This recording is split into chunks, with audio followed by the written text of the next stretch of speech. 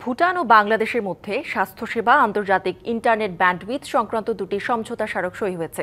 তেজগাঁওয়ে প্রধান উপদেষ্টার দপ্তরে দ্বিপক্ষীয় বৈঠকের পর দুই সরকার প্রধানের উপস্থিতিতে এসব সমঝোতা হয়। এর আগে 3 দিনের সফরে সকালে ঢাকায় পৌঁছালে বিমানবন্দরে ভুটানের প্রধানমন্ত্রী শেরিং তোবগেকে স্বাগত জানান প্রধান উপদেষ্টা। শনিবার প্রধান উপদেষ্টার কার্যালয়ে ভুটানের প্রধানমন্ত্রী শেরিং তোবগের সঙ্গে প্রধান উপদেষ্টা ডক্টর মোহাম্মদ ইউনুসের একান্ত বৈঠক অনুষ্ঠিত হয়।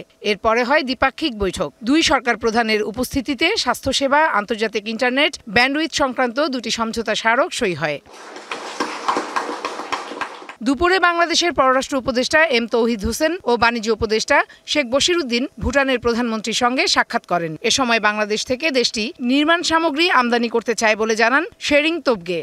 এদিন সন্ধ্যায় শেরিং তোবগের সম্মানে নৈশভোজের আয়োজন করেন রাষ্ট্রপতি মোহাম্মদ শাহাবুদ্দিন। বঙ্গভবনে এই ভোজে প্রধান উপদেষ্টা পরিষদের সদস্য সহ আমন্ত্রিত অতিথিরা অংশ নেন। সানবিট সব দিবে সামাল। সানবিট ম্যাজিক প্রেস ডিশওয়াশিং এর মাথা ঘোরানো সলিউশন। এর আগে সকালে ভুটানের প্রধানমন্ত্রী 3 দিনের রাষ্ট্রীয় সফরে ঢাকায় পৌঁছালে শাহজালাল আন্তর্জাতিক বিমানবন্দরে স্বাগত জানানোর পরে শেরিং তোবগেকে গার্ড অব অনার ও 19 বার তোপধ্বনি দিয়ে আনুষ্ঠানিক অভ্যর্থনা জানানো হয়। এরপর ভুটানের প্রধানমন্ত্রী সাভারের জাতীয় স্মৃতিসৌধে মুক্তিযুদ্ধের শহীদদের প্রতি শ্রদ্ধা নিবেদন করেন।